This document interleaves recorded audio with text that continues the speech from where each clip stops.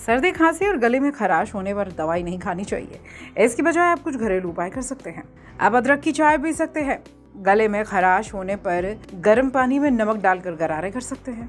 जुकाम से छुटकारा पाने के लिए स्टीम ले सकते हैं।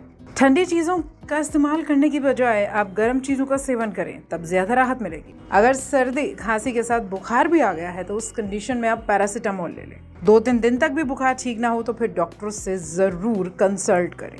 अगर आपको सांस से संबंधित भी कोई परेशानी हो रही है तब भी आप डॉक्टर से संपर्क करें। इसमें लापरवाही बिल्कुल ना करें।